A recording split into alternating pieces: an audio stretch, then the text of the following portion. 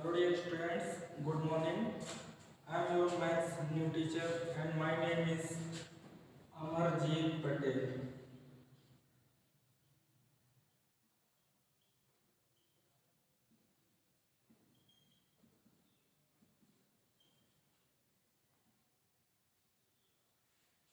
आज हम आपको पढ़ाने वाले हैं मैथ्स और इसमें आपका पहला चैप्टर स्टार्ट करते हैं। पहली इकाई और पहला चैप्टर इकाई 1 संबंध फलन है और चैप्टर नंबर 1 भी संबंध एवं फलन है। इस इकाई के अंतर्गत आपके दो चैप्टर हैं। पहला है संबंध एवं फलन और दूसरा चैप्टर आपका आता है प्रतिलोम त्रिकोणमिति फलन। ये दोनों चैप्टर मिलाकर के आपके बोर्ड एग्जाम में पूछे जाते हैं 10 अंक, यानी 10 नंबर का ये आपका पूछा जाता है 10 अंक का। इकाई 1 में दो चैप्टर हैं आपके जो कि 10 अंक के पूछे जाते हैं। तो इन दोनों चैप्टर्स को इकाई 1 में पढ़ना है और ध्यानपूर्वक पढ़ना है, तो ध्यान दें। चैप्टर का नाम है संबंध एवं फलन। तो सबसे पहले जान लेते हैं कि संबंध क्या होता है। संबंध, तो हेडिंग लिखते हैं संबंध, इसको अंग्रेजी में बोलते हैं रिलेशंस। रिलेशंस, ध्यान दें। इसकी परिभाषा जो है, समुच्चय ए से बी में कोई जो संबंध आर होता है, समुच्चय ए से बी में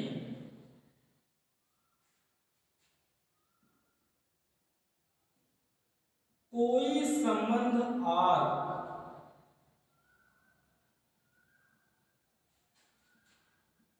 ए क्रॉस बी का, कोई संबंध आर ए क्रॉस बी का उप समुच्चय होता है। ए क्रॉस बी का उप समुच्चय होता है। तो समुच्चय ए से बी में कोई संबंध आर ए क्रॉस बी का उप समुच्चय होता है। उप समुच्चय मतलब सबसेट, और उप समुच्चय आपने फर्स्ट ईयर में पढ़ा होगा सेट थ्योरी में। उप समुच्चय जैसे कोई समुच्चय है ए इज इक्वल टू 1 2 3 ये है, तो इसके उप समुच्चय अगर हमें निकालने हैं तो उप समुच्चय इसके कौन कौन से हैं देखिए। जैसे सबसे पहला तो होता है फाई, यानी इसका रिक्त समुच्चय जो होता है, रिक्त समुच्चय फाई, इसको फाई से डिनोट करते हैं और इसमें कोई भी एलिमेंट नहीं होता है, इसको रिक्त समुच्चय बोलते हैं। और इसके कुछ अवयवों को लेकर के अगर कोई नया समुच्चय बनाते हैं तो वो इसका जो है उप समुच्चय कहलाता है। जैसे a इज इक्वल टू अगर 1 ले लें, a1 a2 2 ले लेते हैं, 3 ले लेते हैं और 1 2 ले लेते हैं या 2 3 ले लेते हैं, 1 2 3 लेट कर लेते हैं, तो ये सभी इसके उप समुच्चय कहलाते हैं। तो R जो होता है वो A क्रॉस B का उप समुच्चय होता है, यानी कुछ अवयवों को छोड़कर अगर लिखते हैं एक नया समुच्चय तो वो जो होता है उप समुच्चय होता है। तो पहले जान लेते हैं कि A क्रॉस B कैसे निकालते हैं। A क्रॉस B क्या होता है, इसको पढ़ा होगा आपने 11th क्लास में, कार्तीय गुणनफल के नाम से देखा होगा। कार्तीय गुणनफल जो होता है वो A क्रॉस B होता है, कार्तीय गुणनफल। ये 11th क्लास में आपने पढ़ा है। तो देखिए कार्तीय गुणनफल कैसे ज्ञात करते हैं। A इज इक्वल टू जैसे है 1 2 3 एंड कोई दूसरा सेट है B equal to 4 5 6, then A cross B equal to, A cross B कैसे निकालते हैं, ध्यान दें। इसका पहला एलिमेंट लेते हैं और इसके सभी अवयवों के साथ क्रमिक युग्म बनाते हैं। जैसे 1 है तो 1 4 1 5 1 6, सेकेंड एलिमेंट 2 है तो 2 4 2 5 एंड 2 6। थर्ड एलिमेंट इसका 3 है तो लेट करेंगे 3 4 3 5 एंड 3 6। तो ये जो फाइंड आउट किए हैं ए क्रॉस बी है।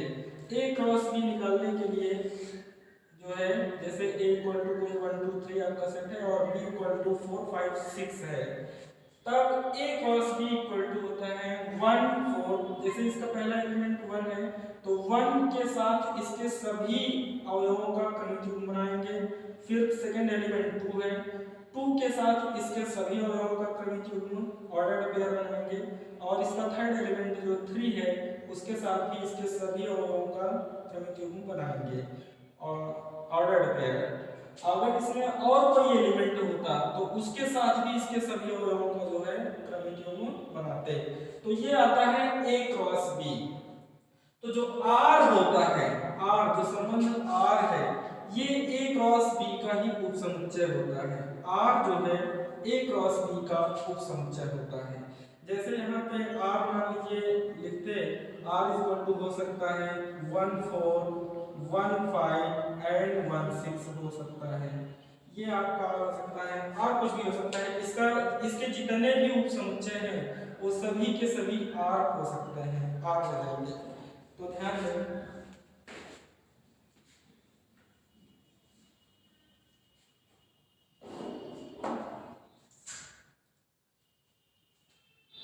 समुच्चय a से b में कोई संबंध r a क्रॉस b का उपसमुच्चय होता है तो r, ध्यान दें, r is the subset of a cross b।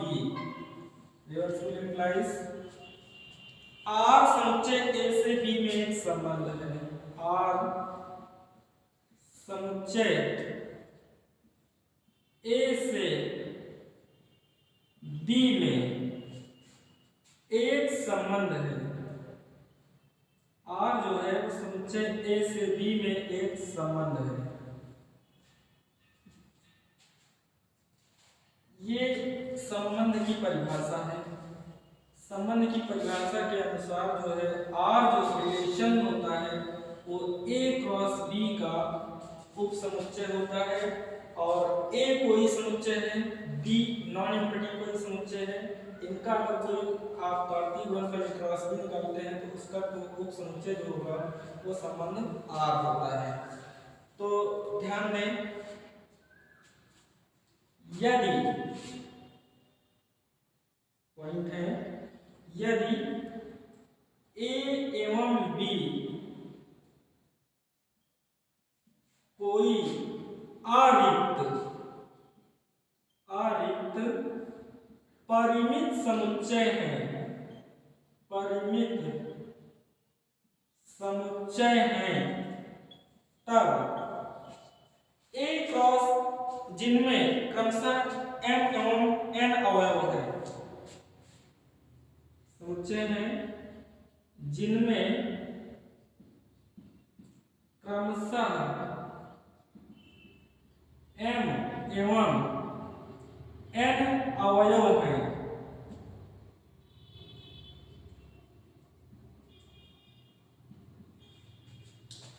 तब a क्रॉस b में mn अवयव होंगे। a क्रॉस b में mn अवयव होंगे एवं कुल उपसमुच्चयों की संख्या 2 की पावर mn होगी एवं उपसमुच्चयों की संख्या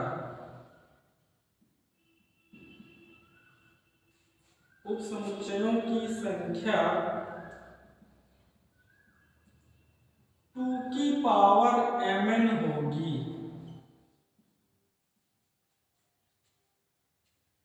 उपसमुच्चयों की संख्या 2 की पावर mn होगी। चूंकि a क्रॉस b का प्रत्येक उपसमुच्चय a से b में एक संबंध होता है, चूंकि ए क्रॉस बी का प्रत्येक उपसमुच्चय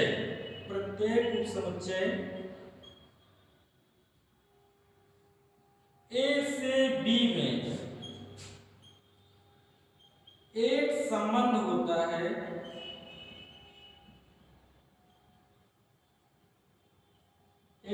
होता है, अर्थात ए से बी में संबंधों की कुल संख्या, अर्थात ए से बी में कुल संबंधों की संख्या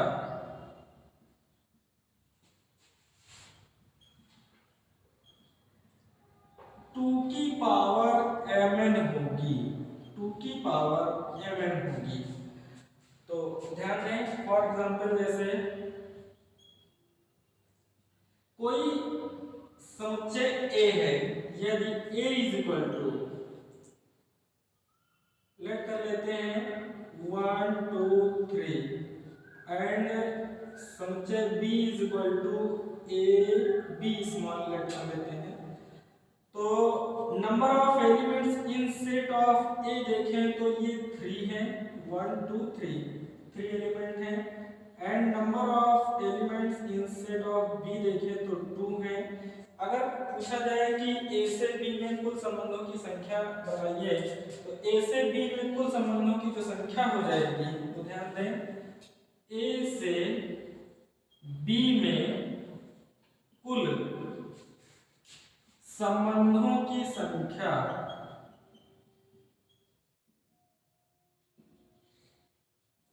वो हो जाएगी 2 की पावर mn। आपको बताया गया कि ए क्रॉस बी, यानी ए से बी में एक संबंध होता है, तो ए से बी में कुल संबंधों की संख्या जो होगी वो 2 की पावर mn होती है, और इसमें 3 एलिमेंट हैं, इसमें 2 एलिमेंट हैं, तो ये वैल्यू हो जाएगी m की और ये वैल्यू हो जाएगी n की। तो 2 की पावर 3 इंटू 2 मीन्स 2 की पावर 6, 2 की पावर 6 कैलकुलेट कर सकते हैं। बाकी अगर कैलकुलेट करना चाहते हैं तो आप कैलकुलेट कर देंगे, अदरवाइज ये आंसर होगा। अगर कोई दो सेट दिए गए हैं, संबंधों की संख्या पूछता है, तो आप इस प्रकार से बता सकते हैं, और उप समुच्चयों की संख्या भी आप बता सकते हैं, वो भी 2 की पावर mn होगी।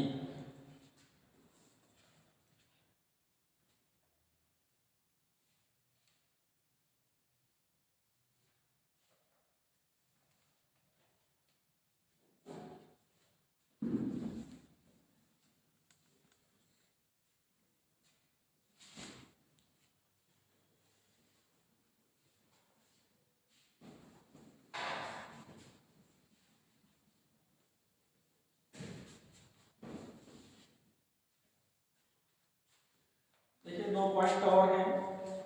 यदि ए कोई क्रमित युग्म है, यदि a, b belongs in R, यदि a, b belongs in R, तो इसे a रिलेटेड b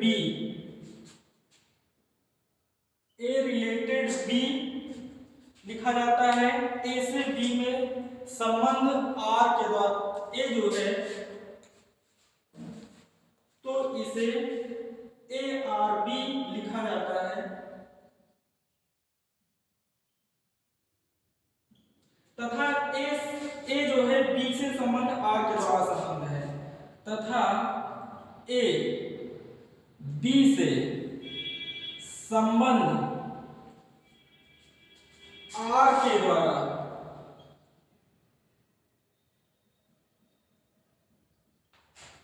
संबद्ध है।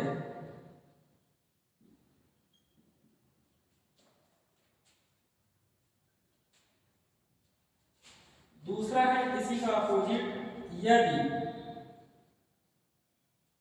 A, B not belongs in R, तो इसे A नॉट रिलेटेड B लिखा जाता है,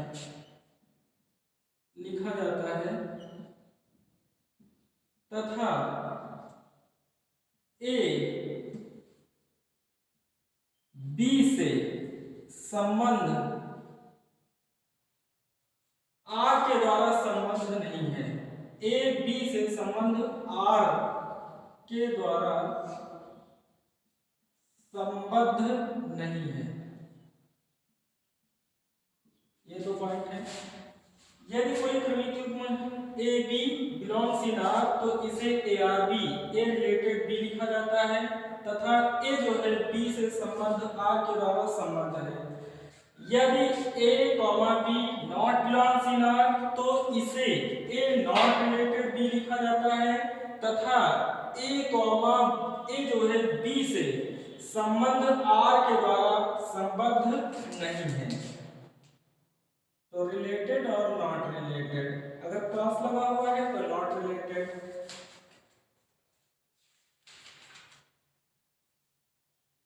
आगे है संबंधों के प्रकार। संबंध की परिभाषा आपने देखी। आगे है संबंधों के प्रकार।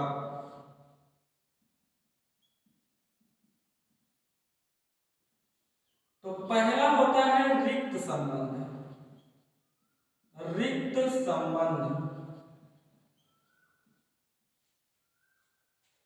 पहला जो है वो रिक्त संबंध है। इसको इम्पटी और वॉइड रिलेशन बोलते हैं। इम्पटी और वॉइड रिलेशन।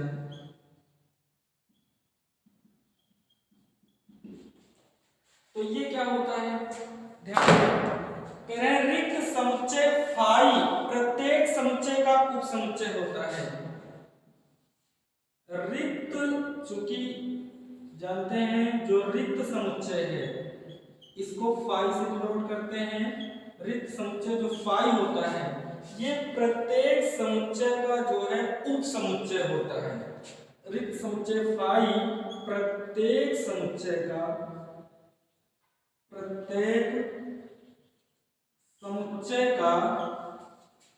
उपसमुच्चय होता है। उपसमुच्चय होता है अर्थात या अतः phi is the subset of, अर्थात phi is the subset of A cross B. Phi the subset of A cross B. Phi जो होता है वो किसी भी सेट का उपसमुच्चय हो सकता है, क्योंकि ये रिक्त समुच्चय होता है। रिक्त समुच्चय जितने भी समुच्चय होते हैं वो सभी का उपसमुच्चय होता है। तो फाई को रिक्त समुच्चय भी बोलते हैं। इसलिए फाई जो होगा ए क्रॉस बी का सबसेट है। अगर फाई ए क्रॉस बी का सबसेट है तो ये इसका जो है रिक्त संबंध भी होगा। फाई भी समुच्चय ए से बी में एक संबंध है, इसलिए फाई भी समुच्चय ए से बी में एक संबंध है, जिसे रिक्त संबंध कहते हैं। जिसे रिक्त संबंध कहते हैं। तो रिक्त समुच्चय जो होता है वो फाई प्रत्येक समुच्चय का उपसमुच्चय होता है, अर्थात फाई जो होगा वो ए क्रॉस बी का भी उपसमुच्चय है। अर्थात फाई जो है ये ए से बी में एक संबंध है जिसे रिक्त संबंध कहते हैं। दूसरा जो इसका मेन है वो आपका सार्वत्रिक संबंध है।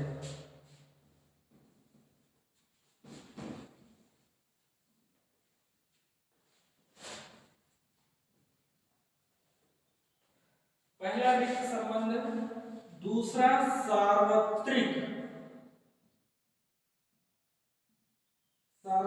संबंध होता है। सार्वत्रिक संबंध जो होता है इसको यूनिवर्सल रिलेशन बोलते हैं। यूनिवर्सल रिलेशन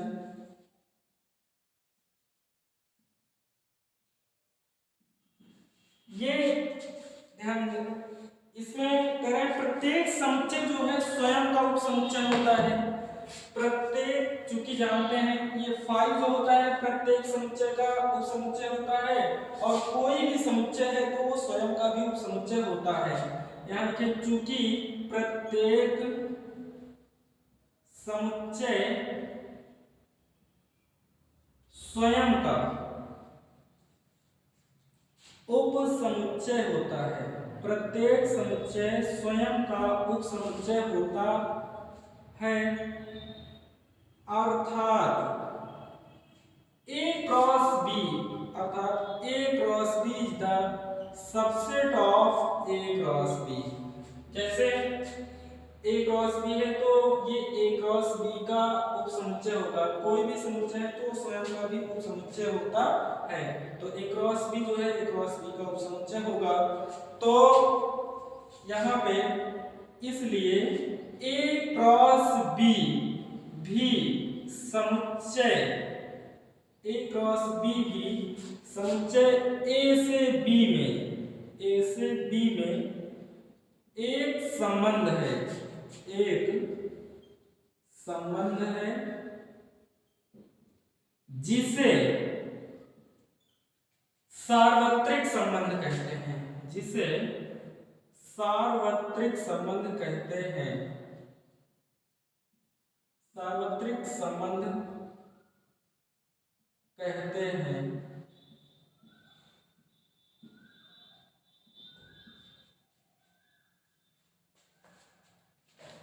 तो संबंध और संबंध के प्रकार, संबंधों के प्रकार में जो है पहला आपका है रिक्त संबंध। रिक्त संबंध जो होता है वो फाई होता है। दूसरा सार्वत्रिक संबंध होता है। सार्वत्रिक संबंध में कोई भी समुच्चय है तो स्वयं का उपसमुच्चय होता है, इसलिए ए क्रॉस बी भी जो है एक संबंध है जिसे हम सार्वत्रिक संबंध कहते हैं। फाई को रिक्त संबंध कहते हैं।